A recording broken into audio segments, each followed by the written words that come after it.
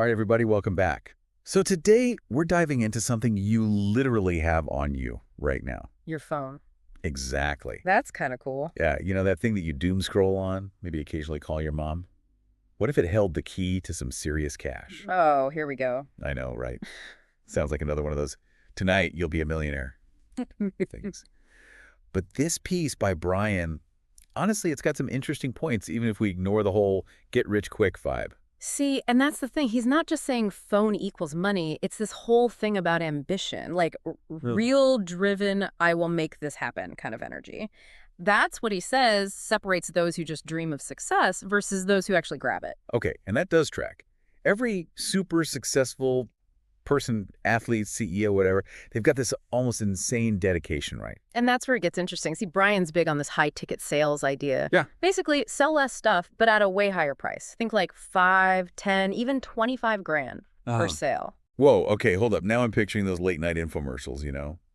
Be a millionaire selling widgets from your basement. What's the real deal here? It's more like when you're talking high ticket, you're not chasing every customer. It's about going deep with a few clients, giving them huge GE value, making a real impact. So, more boutique than bargain bin then. But are people really dropping that kind of money on one thing? Seems a bit much. Might seem that way, but think about it. Someone spending $100, they probably just want a quick fix. But someone willing to invest 10 grand, they're buying a solution, an experience, a transformation almost, and they'll pay for the guide who gets them there. Okay, I can kind of see the appeal now. Like buying a cheap shirt versus a tailored suit, right? But where does the phone even fit into all this? That's where Brian gets tactical. He breaks it down, how to use your phone for everything, from networking to making content, all the way to sealing those high-ticket deals. All right, break it down for us then. What's step one? He's all about LinkedIn, Instagram, Facebook, but not how most people use them. We're not talking selfies and arguing in the comments. It's about building a strong personal brand. Ah, yes, the elusive personal brand. What's that even mean in this context? It's like your digital reputation. You got to showcase your expertise, why someone should pick you over anyone else in your field. That's what makes you stand out. So it's not just having a profile.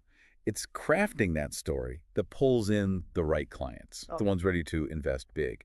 But how do we go from posting to actually making bank? Content, content, content. Brian's big on that. He's saying use your phone, make videos, share insights, engage with your audience, become the expert in their eyes. Makes sense, right? If you're going for the big bucks, you got to show you're worth that investment. It's not just a product, it's your expertise they're buying into. Exactly. He talks about making those short, engaging videos that are so popular now, little snippets of advice, behind-the-scenes stuff, maybe even client success stories. So it's like giving them a taste of what they could have if they worked with you without giving away all the secrets. Exactly. And don't forget the written stuff, too. Blog posts, articles, even good captions on social media, it all adds up. It's about showing them the why, the transformation you're offering. It's like anyone can post something, but is it actually pulling people in, making them think, whoa, this person gets me? That's the difference. Okay, yeah, I see what you mean. But let's be real, we've all gotten those spammy LinkedIn messages. Hey, let's connect. But you want to chuck your phone across the room. How do you actually use it to build real connections? Especially with these high-profile clients, it's got to be more than just a DM, right? That's where the strategy comes in. Brian talks about your phone being this high-powered networking tool. But it's not about just having their number. You got to be intentional. He's big on personalized outreach. None of that mass message stuff. That screams cheap, not high ticket. So less like casting a wide net, more like laser-focused. Exactly. Do your research. Who are you contacting? What are their pain points? How can you help? Then you craft a message that's just for them. Shows you're not just copying and pasting the same spiel to everyone. Okay, so it's showing them you've done your homework, you genuinely think you can help. But let's say that first interaction goes well. What about the follow-up? Easy to get lost in the shuffle, right? Especially when these people are probably crazy busy. And that's why nailing the follow-up is so key, especially in the high-ticket world. Brian talks about this, like relentless but respectful persistence. Using your phone to build that relationship without being annoying about it. Because there's a fine line between staying top of mind and ending up in their spam folder. 100%. It's not about blowing up their phone with calls or those generic just checking in messages. Every interaction, it's a chance to build trust. Share some valuable content, maybe congratulate them on a recent win they had, invite them to an exclusive webinar. So it's constantly giving value, not just asking for their time or money. Exactly. And your phone's the tool to do it. It's that direct line to build those deeper connections, that know, like, and trust factor. Yeah. That's huge EE for high ticket. This all makes sense in theory, but like, Brian makes it sound kind of easy. And building a business, that's hard. It's not just about ambition and a smartphone, right? What are some of the real struggles people might hit when they try this stuff? Oh, for sure. It's not some magic button you push. I think one of the biggest hurdles is just standing out. Everyone's got a social media presence now. Yeah, it's crowded out there. You got to find a way to cut through the noise, especially to reach those high-value clients. Exactly. You need to know your unique selling proposition, like inside and out. What makes you different? Why should someone pick you specifically? Because these clients, they've got options. They want the best of the best, and they can afford to be picky. Right. And that's where having that strong personal brand, like we talked about before, that's crucial. It's crafting that story that makes you stand out, that speaks to your ideal client. It's like you're building a lighthouse, and you got to make sure your light is the one that guides the right ships in. Yeah. But it's not just about attracting them either, right? Yeah. You also got to be able to deliver, especially when the stakes are high. Oh, absolutely. High-ticket clients, high expectations, as they should. They're investing a lot, not just money, but their time, their trust.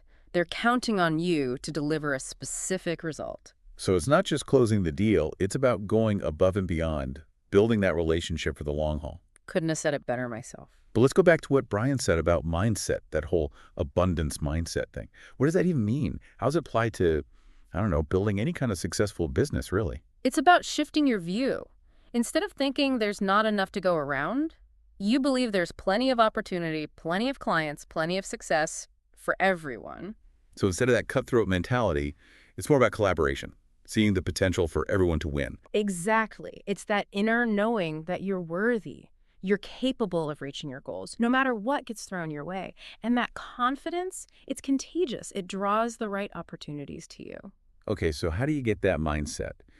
Because think positive is easy to say, but when you're in the thick of it, dealing with rejection, it's easy to fall back into that scarcity trap. It's a practice. You got to choose to focus on the good, on the opportunities, your own potential, even when it's tough. So less dwelling on what you don't have, more about appreciating what you do and using that to fuel you. Exactly. And surrounding yourself with the right people. Those who lift you up, inspire you, they've got to have that abundance mindset too. If there's negativity, that's contagious too. But so is positivity, that belief in unlimited possibility. 100%. You're building an environment where success isn't just possible, it's inevitable. This is all super insightful, but before we get too deep into the mindset stuff, I want to circle back to Brian's background for a sec, because something's been kind of bugging me. So we've been digging into all this stuff Brian talks about, right? Yeah. Using your phone to unlock that high-ticket success. But his background, it's been kind of the back of my mind. Something feels a little off. Yeah, it's definitely a journey. He's super open about the fact that he wasn't always this big success. I mean, some pretty public flops, even got tangled up in some iffy sales tactics that landed him in hot water, you know? Right. That's what's been bugging me. We're talking about building a business the right way, trust, real value. How does that square with someone who, at least at some point, was pushing those get-rich-quick schemes? Those things usually leave people worse off, don't they? $1 million question, right? And it's one each person listening kind of has to figure out for themselves. Because on the one hand, you've got the guy who clearly learned from his past, built something successful, sharing some genuinely good advice now. But on the other, those red flags are there. Could be misused, could attract the wrong crowd, those who don't want to put the work in. Like that whole don't do as I did, do as I say kind of thing. Exactly. It's that buyer beware in action. It's on each person to decide what clicks for them. Question everything, make sure it fits with how they want to do business ethically and all that. So basically take it with a grain of salt, even from someone who seems successful now. Yeah. What works for one person might not work for another. Nothing beats doing your own research, building your skills, all that. 100%. It is- Following anyone blindly, no matter how successful they seem, recipe for disaster. You got to take the info, the strategies, whatever, and run it through your own filter, your critical thinking, experiences, even your gut feeling. So instead of asking, will this make me rich? It's more like, will this help me build the business and the life that I want? You got it.